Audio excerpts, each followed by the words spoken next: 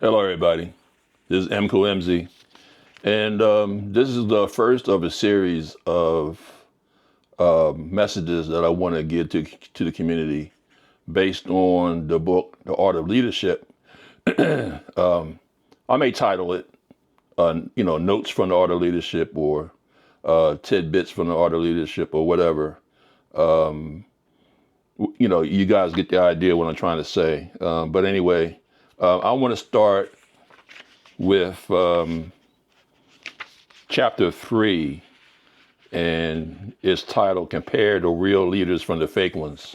And you guys know already Art of Leadership by myself and the good Dr. Dika Ma'at Kilimanjaro. But yeah, chapter 3, Compare the Real Leaders from the Fake Ones.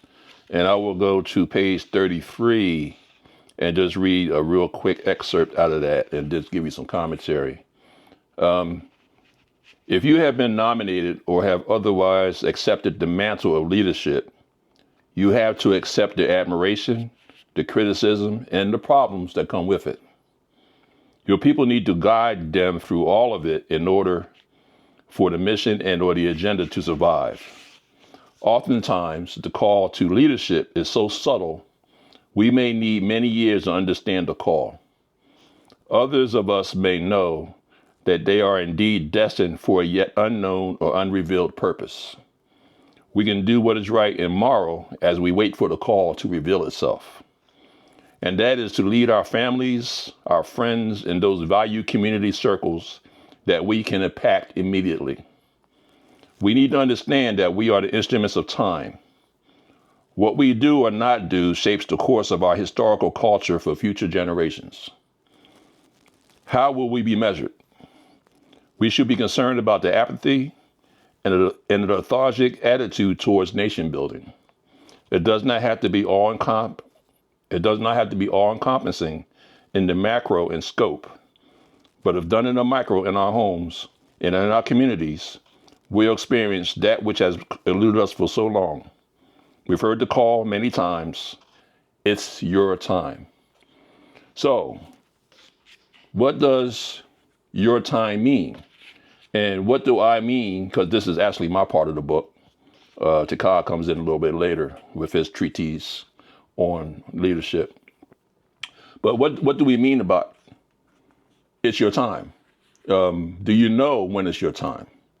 How can we be sure that what we're experimenting with, if I can use that word, or delving into at the time of this development, of this stage of our development, how do we know that this is where we are destined to be?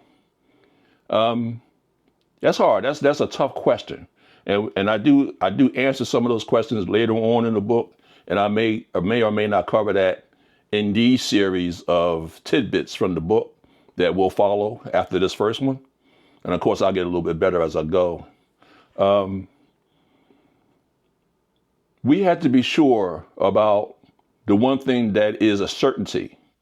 And that certainty, and I highlighted it here, the certainty is, who are we affecting right now in our community, our family, our friends, our circles of in business, our platonic relationships, our business relationships, the things that we do on a day-to-day basis. How can we affect those who are around us and the environment and the atmosphere that we are engaged in, that we participate in? And the only way that can happen is if we try to live as morally a high fibered life as we can.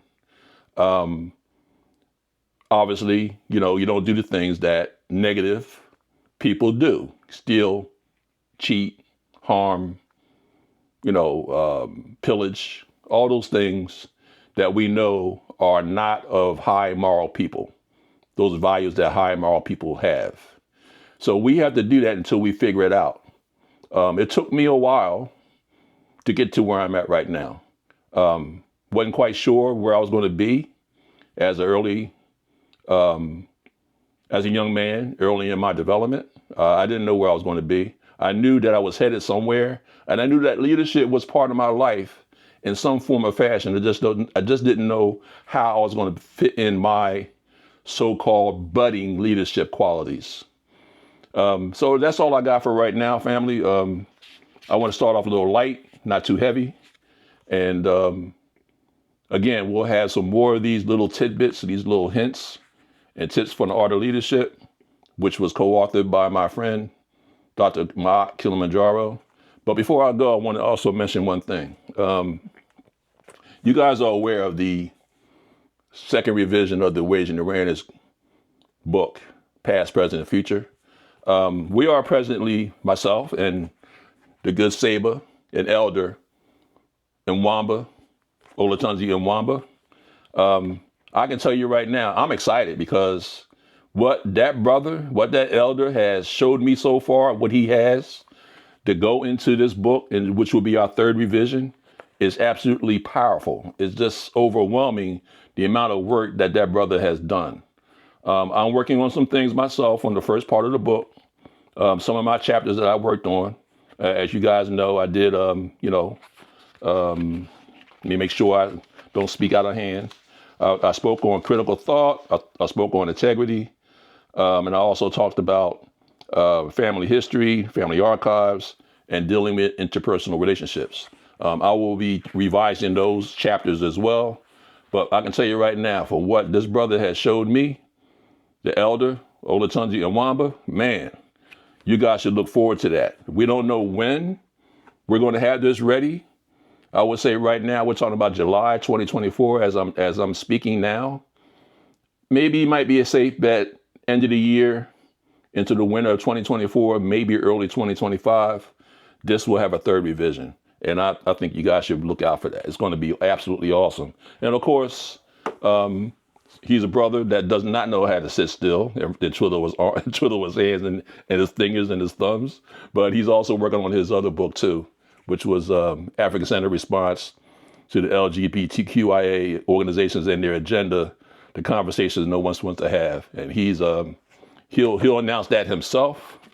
As far as that, when that revised publication will be ready to go. But in the meantime, I hope this was helpful for you.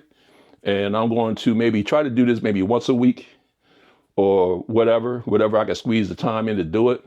And you guys, Abibifahodie, much love to you guys, and take care of yourself and walk among your circles with the highest moral fiber that you can have.